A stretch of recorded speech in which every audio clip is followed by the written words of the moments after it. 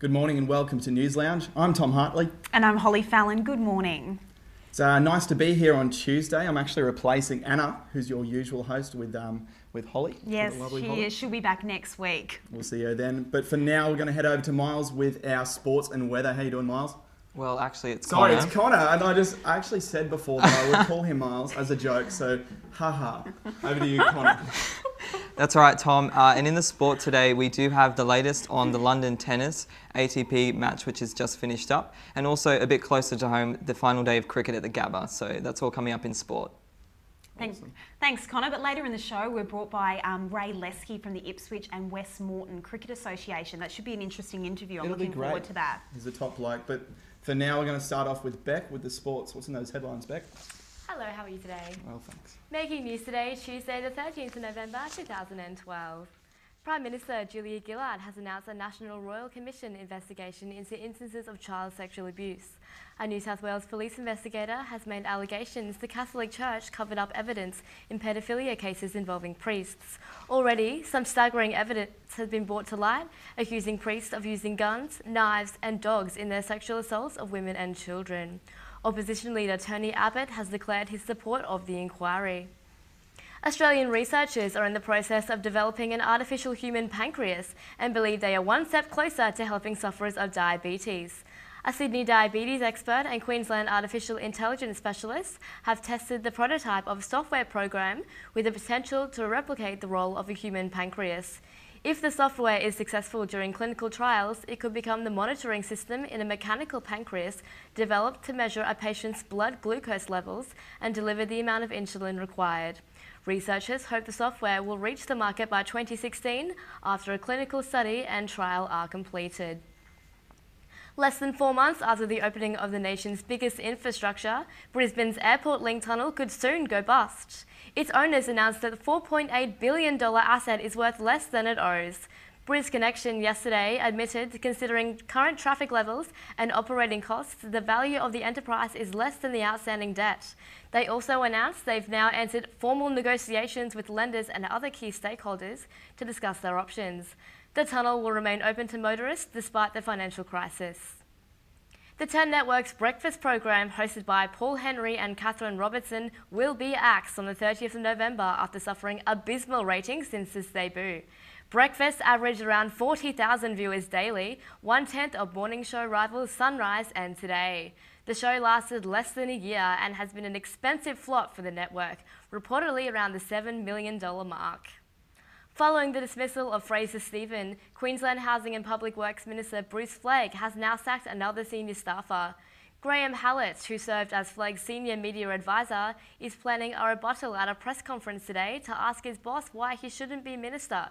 The major ministerial overhaul poses another political setback for the Newman government.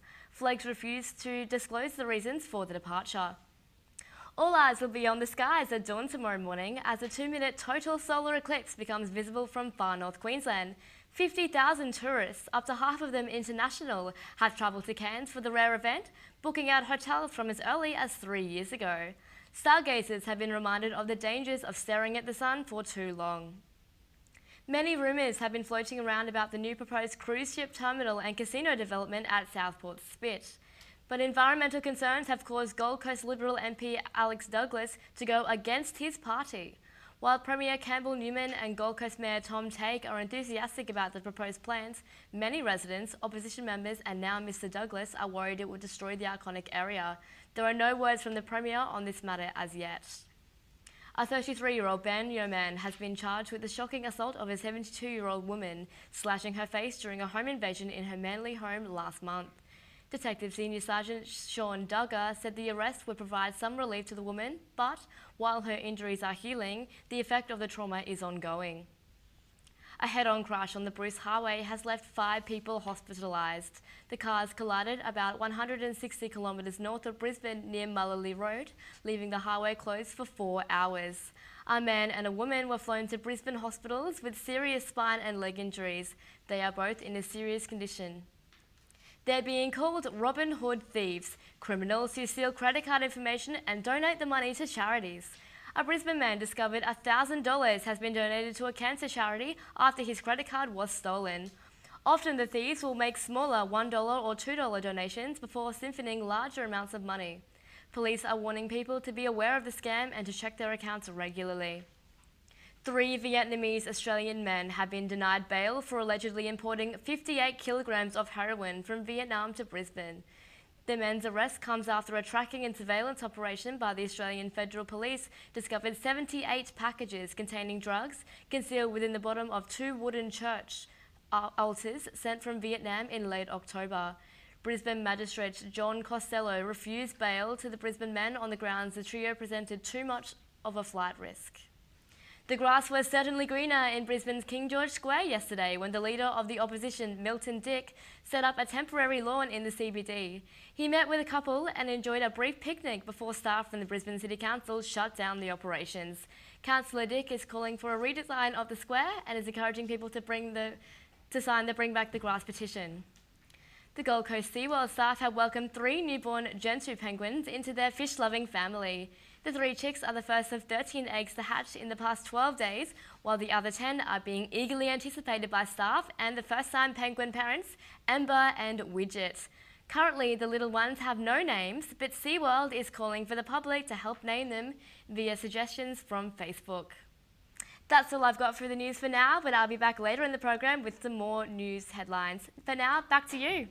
Thanks, Beck. Thanks, Beck. Well, they were gorgeous. Were they penguins? They were penguins. I think they're beautiful. How nice is it that they've just been born in SeaWorld? It'd be great to go and see. Gorgeous. And how's that airport tunnel? I knew that was going to close down. Did you use it? I did actually use it quite a fair bit because I have family up on the Sunshine Coast, so I would actually go that way. Yeah. Rather than sit on the A3 for half an hour, you know? Yeah, very interesting. Let us know via our Facebook and Twitter page as well. We'd be interested to know if you were a regular user of the tunnel. Yeah, definitely. Let's find out in store what's in our weather today. Over to you, Connor.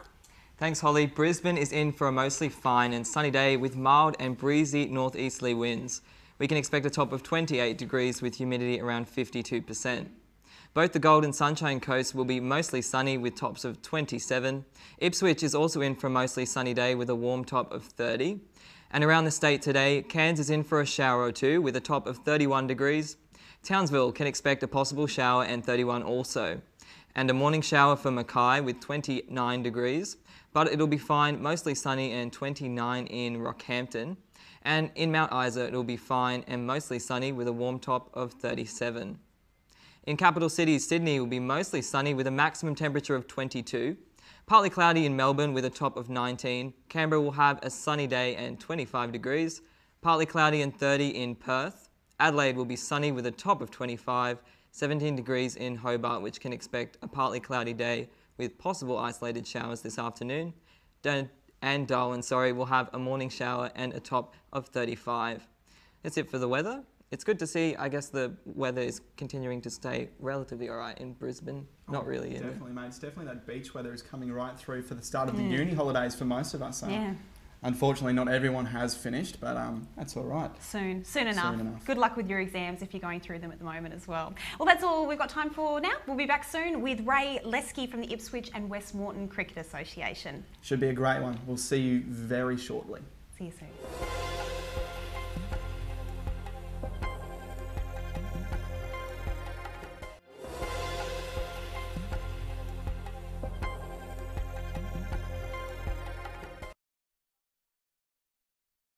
Are very passionate about local sport. That's why we're joined now by Ray Lesky.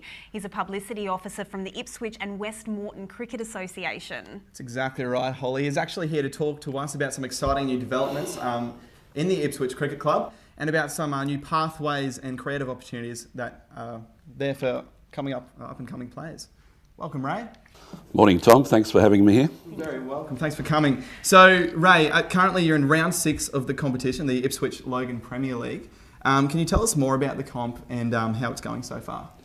Well, the Ipswich Premier League has come about this year because of our introduction of Ipswich into the Brisbane grade competition for cricket.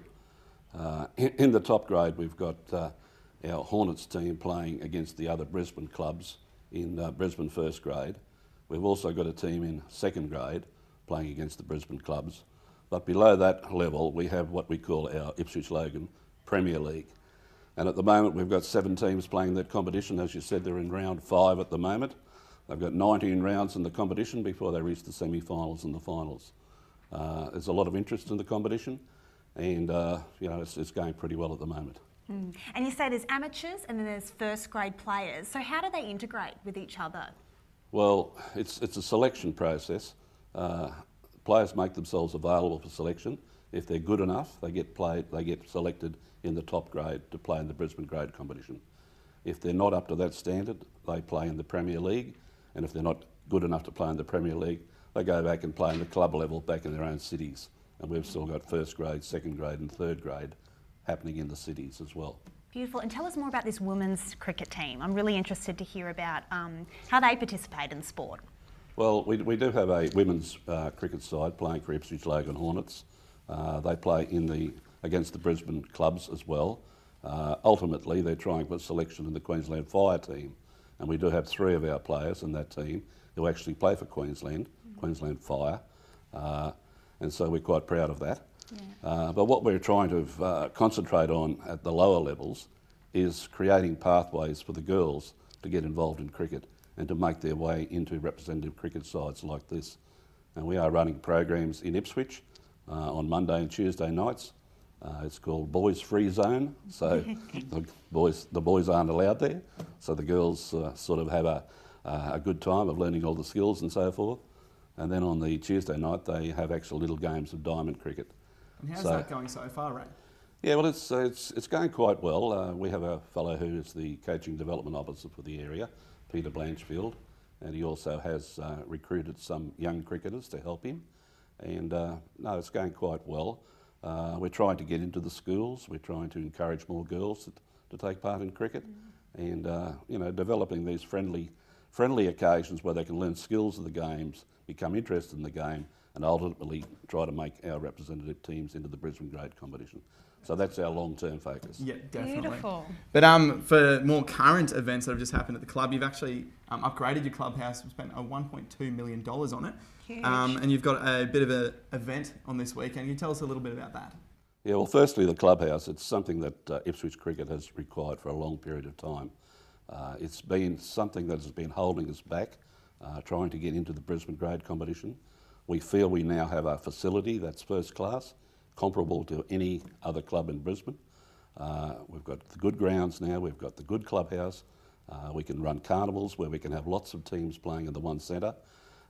So it's been a real bonus for us as far as cricket's concerned in Ipswich. And as a result of that, possibly, we have the Bulls Masters visiting this weekend, where we have players who have played for Queensland over the years, have come together to try to promote Queensland cricket across the state in Queensland, and we're just lucky this weekend they're going to be in Ipswich. And that game's will be played on Sunday afternoon at the Baxter Oval at our new complex. It's a T20 game, so if you want to come along, enjoy the fun, because there's going to be lots of balls hit over the boundaries. Yeah, the T20s are my favourite, just personally. Tell me a little bit more about the Bulls Masters, how they integrate with the younger players, and how do they help each other out? Oh, yes, Holly, it's a proactive thing they do, the Bulls Masters. It's not just about the cricket, it's about integrating with the local community.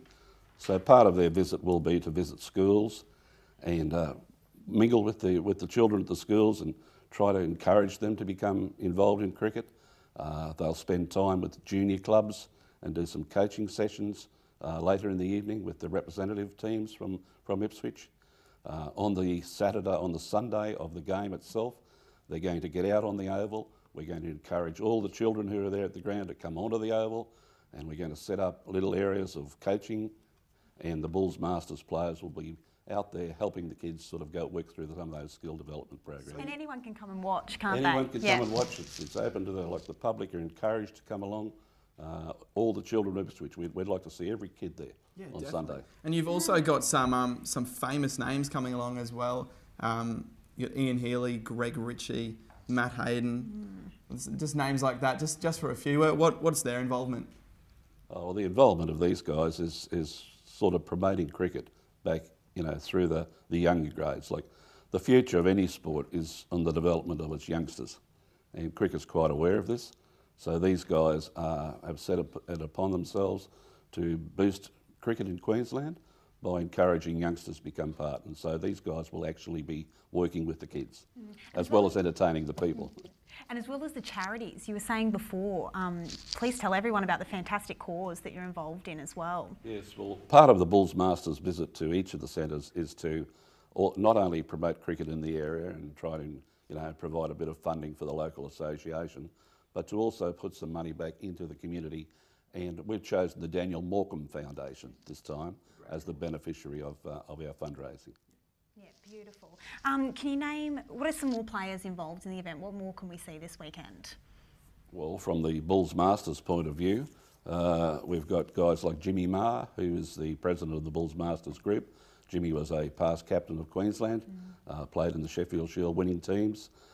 We've got Stuart Law, who was also captain of the first Sheffield Shield side to win the competition, and still currently sort of playing cricket. He's been to England and now he's back in Australia.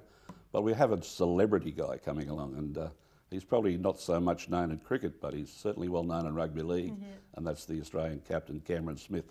So Cameron's we're going to see which end of the batty holes on Sunday, and look forward to see how he goes with a cricket bat and a cricket ball.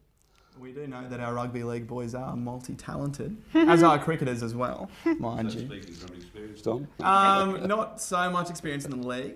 I'm more of a rugby union boy myself, but Look at you, big noting yourself. yeah, that's it, on live TV, as I do. I take every opportunity, Holly. And how do you think what you do will support the community? I just love, the integration of community and sport, and how do you think you're benefiting that a bit more? Well, probably in lots of ways. First of all, having the facility we've got will enable the community to come out and enjoy an afternoon watching the cricket. That's awesome. Thank you so much, Ray. Unfortunately, that's all the time. Go along this weekend. It sounds fantastic. Yeah, definitely. Unfortunately, that's all the time we have with Ray today. But join us after the break and we will have some more sports and some more news. Don't go away. See you then. Thanks, Ray. Sorry, we have to wrap it.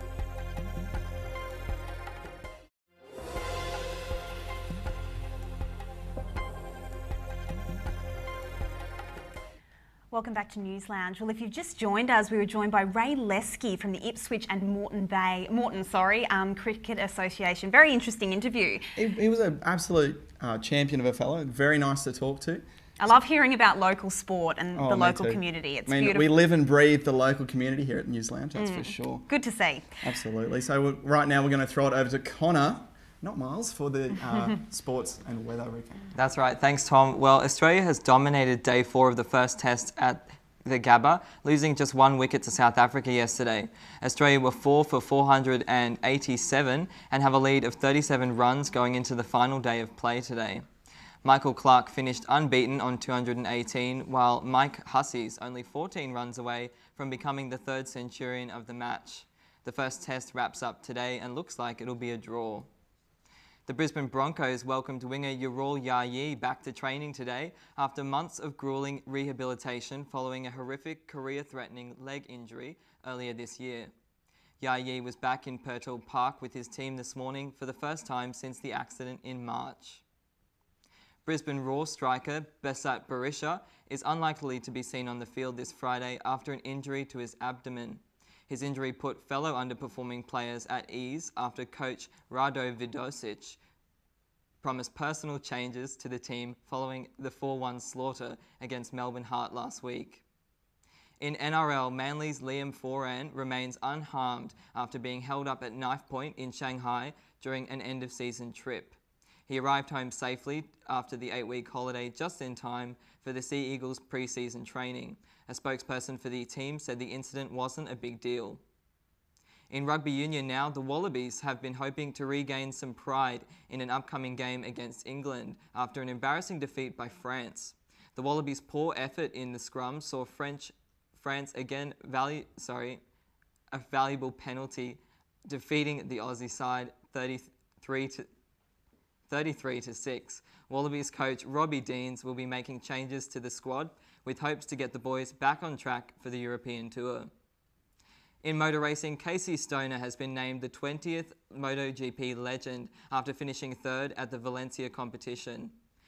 The accolade came as the 2-time world champion made his final appearance before retiring. Stoner made his first world championship debut when he was just 15. In tennis, the final of the 2012 ATP World Tour was contested this morning between Roger Federer and Novak Djokovic at O2 Arena in London. After 2 sets of the intense battle, Novak Djokovic emerged victorious after Federer with 7-6 and 7-5. Djokovic's prize is the ATP trophy and a hefty cheque of £1 million. He has secured his place as the world's top-ranked player for the 2nd year running. In local sport now, Caboolture's Jason Smiths achieved his goal of winning the 250 International Australian Supercut Championship after 18 years in the sport. Smith set the record for the fastest ever lap at the Queensland Raceway, adding it to his list of successes. He said his passion for the sport came in his younger years, watching Peter Brock race around the lakeside. Ipswich's Musketeers' Josh Roberts has proven star of the show in his team's first 2 games of the Australian Baseball League Series. Roberts was the only Brisbane player with a multi-hit game, with the boys suffering a devastating 8-0 loss to the Sydney Blue Sox. He notched the Bandits' first hit of the season in the top of the first inning, the double making him the player to reach 100 hits in his ABL career. Now to roller derby, the weekend saw Sunshine Coast Crash Test Honeys take on Bundaberg's Rum City Derby Dolls in the Smackdown on Saturday. Bundaberg took a bit of a beating at the Rum City roller derby, watching the Sunny Coast girls skate away victorious 350 to 104. And that's all for the sport. And how about that winner's cheque for the ATP final, £1 million? Wouldn't that be nice, guys? Wouldn't it be nice? Huge, yes. And that roller derby sounds fun. I want to go with that. Definitely, yeah. I wouldn't really want to come up against some of those players. They are very aggressive girls. I have seen it before firsthand. Not getting onto the rink myself. I did a story on it last year, but actually it was very exciting stuff. All right, over to Beck with the news headlines. Thank you. 2 armed men went on a crime spree on the south side overnight. One of the men threatened an attendant at a Belmont service station before fleeing in a red Holden Commodore just before 11 p.m. The bandits then cut off 2 drivers on different streets in Sunnybank Hills before stealing their cars. Police are still investigating the incidents. Rio Tinto workers in central Queensland will begin strikes today, saying their employer is discriminating against union members. Workers at the Blair Athol coal mine near Clermont will hold 3 shift-length stoppages across 36 hours. The Construction, Forestry, Mining and Energy Union says the strike's being called because Rio Tinto is paying union members smaller redundancy packages than workers on the individual agreements. Most of the 170 workers at the Blair Athol mine will be let go when it closes this year after 30 years in operation. And in New South Wales, 50 BHP Billiton workers are also planning a 2-week strike from Friday. Supervisors at the Appin coal mine near Illawarra are pushing for a 27% pay increase. That's all for me with the news today. For now, back to you. Thanks, Beck. Thanks, Beck. Yeah, as we said before, we do love it and we live it and we just love everything local Breathe here it. at Newsland. Absolutely. So we're going to be starting to cover some more local events and really branch out to you guys there at home, our viewers. There's a couple of really great ones coming up this weekend. Absolutely.